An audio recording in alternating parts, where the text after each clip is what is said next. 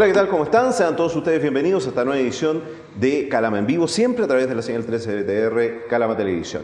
Usted sabe que siempre en este programa tenemos temas, invitados interesantes para tratar diversas temáticas. El día de hoy se encuentra con nosotros un invitado con el cual vamos a tratar una temática que en general no la hemos tratado en estos ya 12 años de programa, que es el tema del fomento productivo. Fíjese usted que Calama hoy presenta una de las tasas de cesantía, y ya lo hemos mencionado anteriormente en este programa, más altas del país, siendo que la región de Antofagasta es una de las que tiene el ingreso per cápita más alto del país. ¿Por qué sucede esto? ¿Por el tema minero? Vale, tema minero. Hay una involución de la inversión minera y producto de eso, evidentemente la industria relacionada con la minería ha disminuido. Pero ¿cuáles son las alternativas? O sea, tenemos problemas con la minería y ¿qué? Vamos a perder el 10% de la población de la ciudad. Para hablar de este tema y de otros, fundamentalmente del fomento productivo, se encuentra con nosotros don Alexis Cruz Cortés. ¿Cómo está, Alexis? Buenas noches, bienvenido a Calama en Vivo. ¿Cómo está, amigo? Aquí estamos. Muchas gracias por la invitación y... Don Héctor, dígame, bueno, usted tiene una amplia trayectoria, estaba revisando su currículum, presidente del Consejo Provincial del LOA, del Colegio de Contadores, fundador y presidente de los empresarios del LOA, fundador e integrante de la Mesa Público-Privada de la provincia, vicepresidente de la Federación de las Pymes de la Segunda Región, presidente de la Asociación de Empresarios Proveedores de Productos y Servicios del Norte desde el año 2011 hasta la fecha. Ha tenido reconocimiento de la Municipalidad, orden al mérito ciudadano como dirigente empresarial. Usted se define como un dirigente empresarial que ha visto frustradas sus aspiraciones de desarrollar lo que es la industria acá en la región. Absolutamente. O sea, cuando uno parte en este tipo de sueños, siempre mirando un desarrollo local y cómo nuestro Calama o nuestra provincia, el LOA en general, puede ser mucho más de lo que somos. Y desgraciadamente tú te empiezas a encontrar en el camino con actores que, debiendo tomar a lo mejor un rol mucho más participativo para poder lograr el desarrollo que siempre se comenta, no se hacen las cosas correctas, ¿no? Entonces eso es frustrante. Nosotros, antes de comenzar el programa, estábamos conversando y usted me dio una explicación muy interesante con respecto a la evolución, porque, ojo, acá no se trata de que tal autoridad no hizo lo que tenía que hacer, no, o sea, aquí ha habido una evolución pasando por diferentes gobiernos, tanto nacionales, comunales, los cuales, según su punto de vista, no han cumplido con la labor del fomento productivo. Conversemos un poco de eso. ¿Cuándo empieza esta idea de desarrollar la parte industrial? Porque han pasado casi 15 años desde que comienza este trabajo, esta idea, y estamos, parece, en el mismo punto, ¿no? Absolutamente. Mira, nosotros partimos con todo este tema del fomento productivo allá por el año 2000, ¿ya? Cuando el que era en aquel entonces Geraldo Jusaco, director regional de Cercotec, andaba buscando actores locales para poder trabajar y hacer desarrollo del fomento productivo. Y nosotros tomamos esa bandera de lucha. En aquel entonces se formó lo que era los empresarios del LOA y empezamos a trabajar con todo este desarrollo local, donde empezamos a ver de que se necesitaba un desarrollo como un barrio industrial que no lo teníamos, Calama siendo la capital minera de Chile, porque siempre se discute el título, si es Antofagasta, si es Calama. Yo siempre digo, es cosa de que pongamos un compás, pongamos 200 kilómetros a la redonda y demos vuelta al compás nomás. Y hacemos lo mismo en Antofagasta y damos vuelta al compás. Y vamos a ver quién tiene más minería cerca. Es Calama, lejos. Pero sin embargo, no sé si nuestras autoridades no se dan cuenta, pero nosotros tenemos el tema minero. Nosotros tenemos el tema, por ejemplo, del mármol, que es un tema que pasa por nuestra circunvalación hacia el sur solamente. Y también tenemos el tema riquísimo del turismo. Entonces, ¿por qué no hemos sido capaces de desarrollar eso? Nosotros en aquel momento partimos con este gremio, después nos incorporamos a la mesa público-privada regional, logramos que en las autoridades, porque no nos visitaban en el año 2000, un intendente visitando Calama pero había que hacer fiesta, no venían para acá. Nosotros empezamos a molestar, nosotros íbamos 2 o 3 veces por semana a Antofagasta, nos involucramos en el quehacer de Antofagasta y empezamos a traer a las autoridades a Calama para que se vayan involucrando en todo lo que era el tema del desarrollo del fomento productivo. A mí me gusta con nombres. ¿Cuándo empezó esto? ¿Con qué intendente? En aquel entonces Jorge Molina. Jorge Molina era el intendente que nos apoyó bastante y de hecho con él también empezamos a trabajar lo que era el famoso clúster minero. ¿Ya? Me recuerdo, el nombre al menos. Claro, me recuerdo donde siempre la pelea fue, y después se fue distorsionando en el tiempo, el clúster minero partía en Calama. El clúster significa racimo, ¿cierto? Se asemejaba a lo que era un racimo de uva, donde las grandes mineras tenían que ir trabajando en temas de responsabilidad social empresarial, en temas de desarrollo, de actividades, con las empresas locales y generar desde ahí las empresas especialistas de la minería. Esa era la idea original. Así comenzó, así comenzó. ¿Y qué pasó? Se fue distorsionando, después por instrucciones de Santiago ya dejó de ser el clúster de la minería de la segunda región, después fue el clúster de la macrozona norte, y así se fue diluyendo. Y ya, o sea, el año pasado, hace unos 2 años atrás más o menos, no me acuerdo muy bien, tengo entendido que todavía sigue funcionando y las cantidades de plata que se gastan en el desarrollo del clúster minero no son menores, pero acá nosotros no vemos absolutamente nada, siendo los gestores del tema. Por ahí salía la idea del desarrollo del Puerto Seco, que hoy día es un desorden lo que hay ahí. No tenemos un desarrollo local ahí de nuestras empresas. ¿Cuándo comienza? Porque vamos por partes. El tema del Puerto Seco, una cuestión que justamente se comenzó a hablar en aquellos años, incluso un poco antes, tengo entendido. Antes, sí. Pero se concretó, digamos, desde el año 2000 en adelante, hasta la fecha. ¿Cuál era la idea original? Porque me imagino que no es lo que existe hoy, supongo yo. No, para nada. A ver, Puerto Seco tiene una historia mucho más antigua todavía, tiene mucho que ver con el Paso Jama incluso.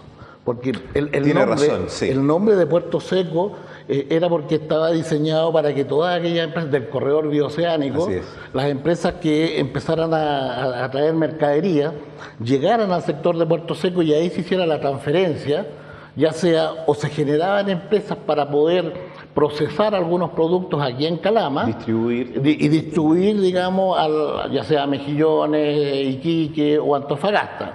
Y por eso el nombre de Puerto Seco, porque esa era la finalidad. Con el tiempo eso también se fue quedando estancado y en el año 2000, cuando nosotros tomamos este tema, vimos que obviamente que ese era el sector que había que desarrollar. Ahí se pensaba desarrollar una mini ciudad industrial, con toda la plataforma de servicio, porque es incómodo para las empresas prestadoras de servicios, por ejemplo, ir a un banco. Venir al banco, al centro de Calama es incómodo. Entonces, el proyecto inicial nuestro contemplaba una plataforma de servicio con banco, notaría, servicios de alimentación, todo allá. En aquel entonces estábamos conversando incluso con Codelco para que ellos dejaran de recibir a sus contratistas en el interior de sus dependencias y lo pudieran hacer allá. Y se pudieran instalar en el Puerto Seco, porque incluso se generaba una competencia desleal entre esas empresas y las empresas instaladas en Calama, porque Codelco les entregaba la luz, el agua, las instalaciones, el teléfono y todo. Entonces los costos administrativos eran bajísimos en relación a las empresas que operaban dentro de las dependencias. Entonces todo ese proyecto era tirarlo hacia afuera, pero siempre las intenciones iniciales estaban, pero después empezaban a aparecer ahí. ¿Cuáles fueron las razones? Porque a mí la idea me parece fantástica, súper buena, muy interesante, pero la realidad, o sea, chocamos con la dura, triste y fría realidad, que hoy día Puerto Seco es un lugar que lo conversábamos, hay, no sé, por un lado maestranza, por un lado algunos servicios específicos, creo que es una modelería por ahí. Entonces, la finalidad no se cumplió para nada. ¿Qué fue lo que falló entonces? Primero falló de que se involucraran las autoridades, porque en aquel entonces Puerto Seco estaba considerado fuera del radio urbano. El radio urbano llegaba hasta Balmaceda, un poquito más allá nomás. Entonces, primero, no se podían hacer inversiones locales si no estaba dentro del radio urbano. Entonces ahí entramos también a otro tema que es eterno en Calama, que es el famoso plano regulador de Calama. Entonces, mientras no se regule y no se defina bien el plano regulador, estas zonas extremas, llamémosle Puerto Seco y los sectores que rodean nuestra ciudad, les cuesta conseguir los beneficios. Era imposible pensar nosotros en tener servicios, luz, agua en esa zona, al extremo que teníamos que hacer todas las instalaciones en términos personales, digamos, eran las pymes que tenían que absorber todo ese costo. El privado tenía que hacer la inversión. 100%, porque como no estaba dentro del radio urbano, no se podían presentar proyectos de cofinanciamiento ahí. Y era muy complicado cambiar el plano regulador. Me imagino, porque siempre ponían problema que el plano regulador, entonces eso es lo que costaba. Entonces, ¿falta voluntad entonces? Yo creo que sí. A ver, aquí hay un tema político de por medio, y el tema político es que este tipo de trabajo es un tipo de trabajo que se tiene que desarrollar a mediano y largo plazo, no es a corto plazo. Entonces lo que falta son autoridades que se la jueguen en ese tema, porque ellos piensan de que, bueno, a mí me van a medir de aquí a lo que yo haga en 2 años o en 3 años, y yo no voy a ver los resultados, no voy a cortar la cinta, ¿no? Cuando esto ya esté produciendo, por lo tanto, no me interesa. Y lo van dejando de lado y lo fueron postergando. O sea, prima lo inmediato sobre lo que es a largo plazo. Absolutamente. Y a nosotros nos falta mucho, ¿cierto?, tener una planificación y un desarrollo pensando en lo que va a ocurrir con Calama de aquí a unos próximos 10, 15 años. ¿Qué tan deprimida está la actividad industrial acá en la ciudad? Bueno, en este momento es lento. En este momento la producción ha bajado, por lo menos con los empresarios que nosotros conversamos, en un 40, en un 50% en relación a lo que venían haciendo. ¿Y eso se ve reflejado, por ejemplo, en la contratación de personal? Absolutamente, absolutamente. Entonces, y también las inversiones, porque los costos que tuvieron que asumir estas empresas hace 2, 3 años atrás, hoy día esos costos, ¿cierto?, los están haciendo sufrir porque tampoco se están generando los ingresos para poder cumplir con los compromisos. Y si esta situación no se mejora de aquí al próximo año, van a haber muchas empresas que van a sufrir en el próximo año. Ahora, el precio del cobre está subiendo, es una alternativa, era una cosa que en realidad no estaba muy dentro de los cálculos. Aparentemente la llegada del nuevo presidente de Estados Unidos algo gatilló, porque justo coincido con eso. La llegada de Donald Trump, a pesar de todas las críticas que tuvo muchas personas, tuvo un resultado favorable para nosotros. Así es. Ahora, si esto se mantiene en el tiempo, las cosas pueden cambiar, asumo, ¿no? Porque hoy día el precio del cobre, hoy estaba a 2.60 y algo. Para ahí. 2.62, si mal no recuerdo. Si esto continúa, ¿va a mejorar? ¿O usted cree que esto se va a transformar en una situación estructural? Como muchas veces, que es lo que hemos conversado con algunos amigos también empresarios, en donde, claro, dicen, bueno, hoy día la cesantía está en 6%, 5%, ojo, Estados Unidos 4.5%. 4.5% tiene menos cesantes que nosotros, claro. Y sin embargo hay un tremendo descontento. Entonces, ¿qué es lo que pasa? Hay una estructura económica que ya no permite absorber la mano de obra que antes existía. Sí, tiene mucho que ver con el desarrollo también. Bueno, hay un tema nacional ahí, que no nos olvidemos que también Codelco estuvo impedido durante mucho tiempo de poder hacer reinversiones también. Entonces, se preocuparon solamente de producir a un costo que era muy bajo a lo mejor, pero hoy día hay que reinvertir para poder seguir produciendo. Y eso... Yo soy más optimista al respecto, ¿eh? Yo creo que tenemos cobre todavía como para poder desarrollar la actividad por un tiempo prudente. ¿Y cuánto es ese tiempo prudente? 5, 10, 200 años. No, dependemos de la tecnología, porque no nos olvidemos, por ejemplo, RT cuando partió, el Abra cuando partió, se suponía que eran proyectos que iban a durar 15, 20 años.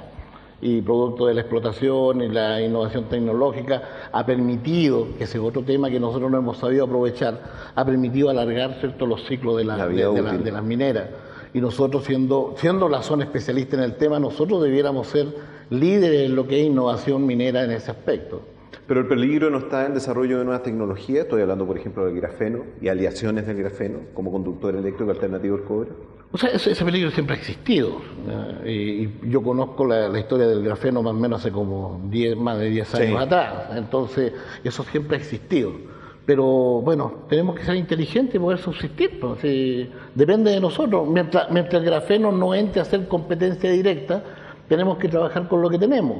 Y ahí es donde falta el involucramiento, ¿cierto? Porque tampoco nos toman en cuenta. O sea, si al empresariado local, que somos los que prestamos el servicio de apoyo a la gran minería, porque hoy día estamos en crisis, ¿cierto?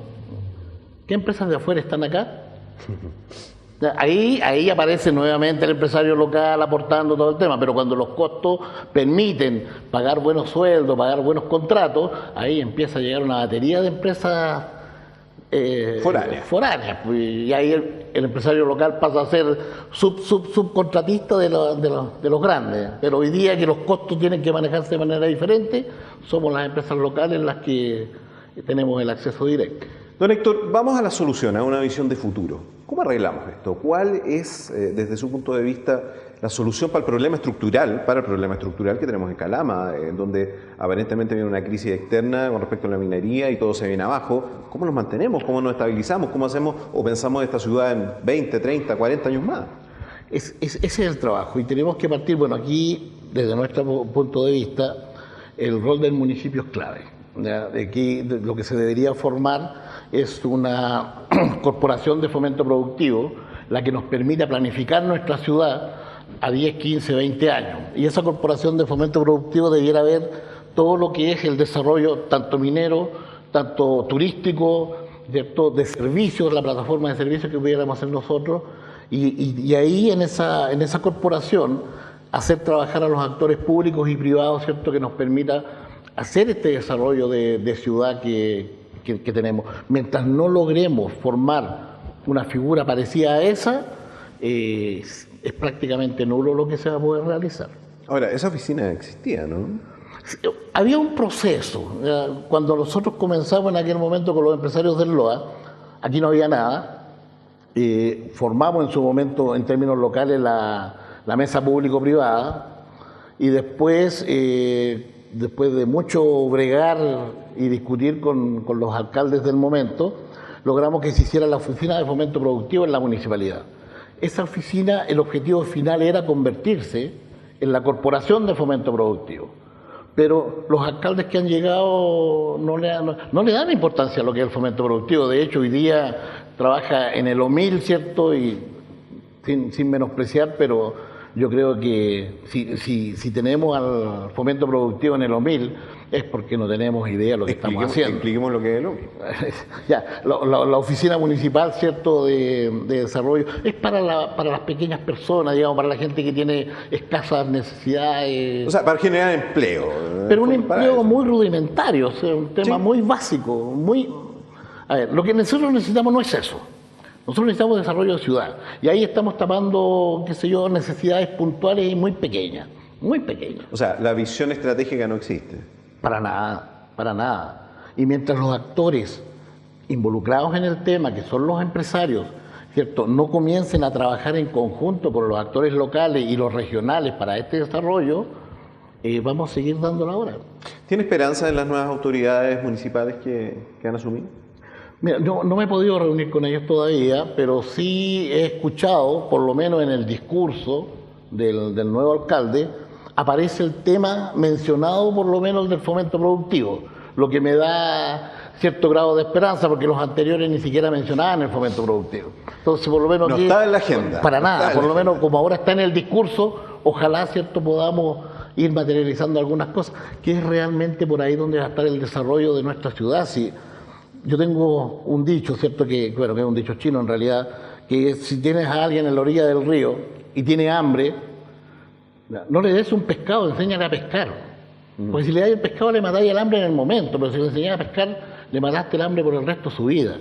Y eso es lo que nosotros tenemos que hacer. Y tenemos todas las condiciones para hacerlo.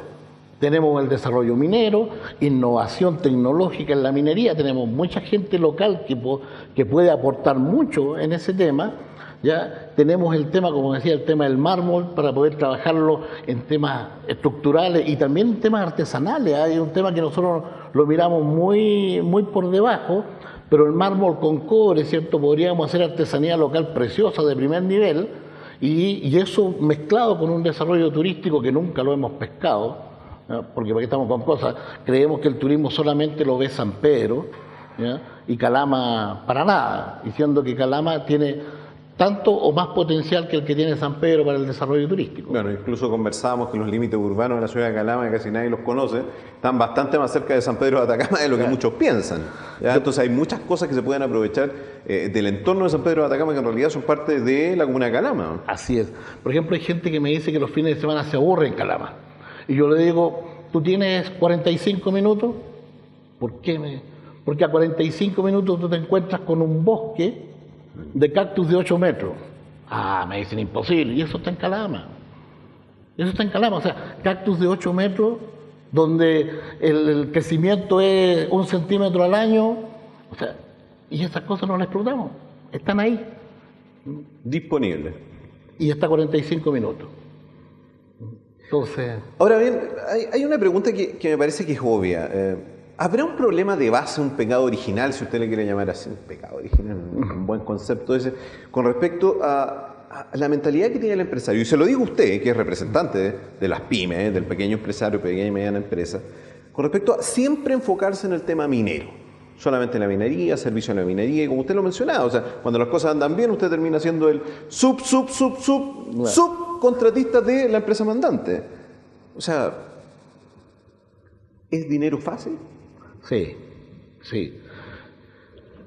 Yo hago una diferencia, ¿ya? Y no la hago con el ánimo de ofender, porque de repente algunas personas se me ofenden. Yo digo, existe una gran diferencia entre un emprendedor y un comerciante. ¿Ya? ¿Cómo eso? ¿Ya?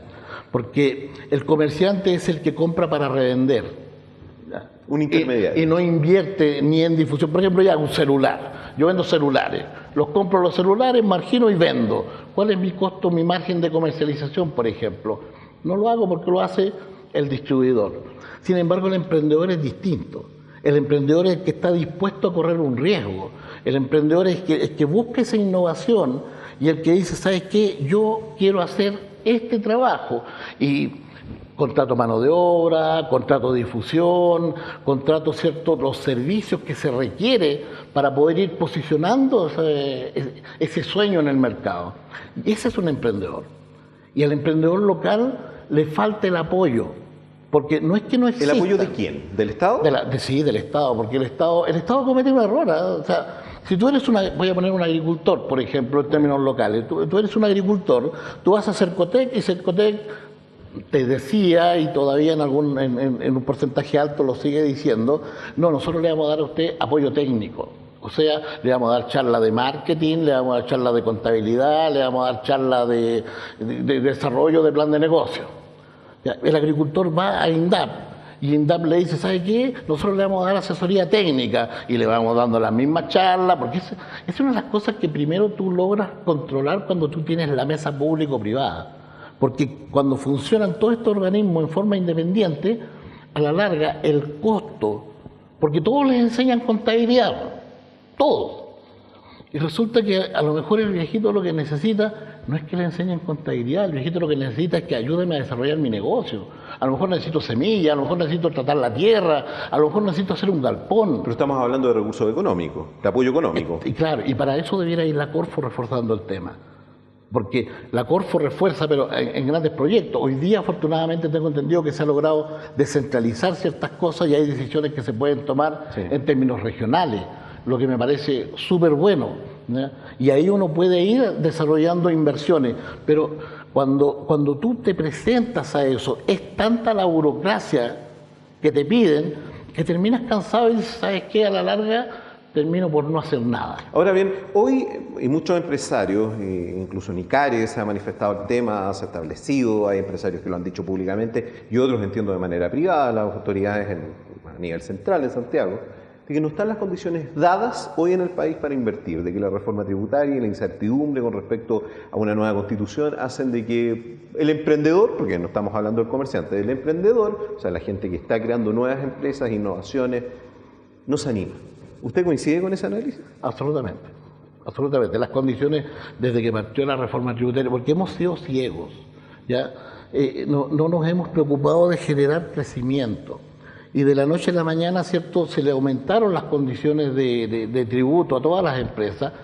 Lo que hizo primero... Y a las personas también, digámoslo, no solamente a las empresas. Sí, es que vamos por la cadena, O sea, primero se cambiaron las condiciones de inversión. ¿Qué es lo que pasó? Que todo lo que se tenía proyectado de inversión desde la región de Atacama al norte... Desapareció del mapa. Se paralizó y se fue a Perú. ¿Ya? Porque en Perú, al revés, le mantuvieron las tasas y el tema que conversábamos recién, por ejemplo, lo que es terreno, las facilidades para que las empresas se instalen allá son todas, o sea, vengan e instálense. En cambio acá, si tú te quieres instalar, una serie de burocracia. Después viene más encima el tema del tributo a las personas. Aquí el costo es altísimo para la clase media. La clase media, con toda esta reforma tributaria, está sufriendo y va a sufrir. En mi opinión personal, esta reforma tributaria no va a durar más allá de 2 años y aunque parezca un chiste, tiene que venir una nueva reforma. Una nueva reforma. Pero para bajar las tasas, entonces. Para hacerlo un poco más aterrizada, si esto no ayuda a nada. No ayuda a nada. Ahora bien, bueno, usted lo estaba mencionando, claro. Yo pienso igual que usted, ¿eh? Yo creo que la reforma va a haber una re-reforma, sí, o una contra-reforma, como dirían los católicos en algún momento. Es que inicialmente querían recaudar 8.000 millones de dólares, pero es que esto tiene un tema recaudaron ideológico. 2.000. Pero por eso digo, esto tiene un tema ideológico. O sea, ¿para qué se hace la reforma tributaria? Para poder financiar proyectos sociales, el tema de educación. No sé si mencionar el tema de salud, porque yo no he visto mucho con respecto al tema de salud, pero el tema de la gratuidad universitaria, que no va a ser tal, no va a ser tal, porque recuerden que con suerte la gratuidad cubriría el 10% de lo que es los estudiantes universitarios, 100.000 de 1.000.000. Eso es la gratuidad, no es más. ¿Ya? Entonces, en algún momento esto tiene que cambiar. Y el momento que se cambie, ¿cómo nosotros abordamos a nivel local esa oportunidad que se va a presentar? Porque ya coincidimos en el análisis de los dos. O sea, va a haber una contrarreforma. Tiene que haber. Vale. Pero ¿cómo se aprovecha ese momento? O sea, la capacidad técnica, vale, está Cercotec, está INDAP, que usted lo mencionaba en el tema agrícola, pero el tema de las lucas, o sea, hay mucha gente que probablemente tiene ideas innovadoras, pero ¿cómo se apoya eso? Porque aparentemente, como dice, y me lo han dicho ya un montón de gente del gobierno, cambiaron la situación económica del país, la situación económica del país es otra. ¿Cómo se financia esas personas? Porque en el fondo yo lo escucho usted, escucho a las personas que son parte del gobierno. Y claro, usted tiene razón, apoyo técnico, pero el financiamiento, si ese es el problema, si usted va a un banco, las tasas son altísimas, ¿dónde está el incentivo a que las personas puedan desarrollar sus innovaciones? Bueno, ahí también hay un pecado original. Nuevamente llegamos, aquí tiene que ser agrupado, ¿ya? Y esta famosa corporación de fomento productivo tiene que ser sí o sí el instrumento que permita este tipo de negociaciones, porque aquí tiene que haber en algún momento, como lo hubo en su tiempo, inversiones por parte del Estado a fondo perdido, como se llama, ¿ya? Que son, cierto, yo incentivo el desarrollo porque la recaudación mía no va a estar en que me devuelvan la plata, la recaudación mía va a estar en que tu actividad económica va a empezar a generar ingresos, va a generar utilidad y vía impuestos, cierto, yo tengo la recaudación. Entonces, tiene que existir esa forma porque si no, no se va a lograr. Y no sacamos nada con seguir con la venda en los ojos porque llevamos cuántos años estancados y no hemos avanzado. Si nosotros hacemos memoria, en el gobierno de Ricardo Lagos, tuvimos una actividad en Antofagasta y ellos decían que Chile en 15 años estaba dentro de los países desarrollados. Han pasado más de 15 años y yo creo que bajamos en vez de subir. Así que si no nos quitamos la venda de los ojos, es imposible avanzar. Héctor Cruz Cortés, dirigente empresarial, hombre que ha hecho coaching empresarial, conversando de desarrollo productivo aquí en Calama en Vivo. Don Héctor, muchas gracias por haber venido. Gracias por la invitación y felicitaciones por este tipo de programa que permite un poco compartir experiencias. Así es. Un gusto, que le vaya muy bien. Y a todos ustedes los invitamos a que sigan nuestra sintonía por nuestra parte el próximo miércoles, 22 horas aquí en Calama en Vivo. Chao, chao, que estén bien.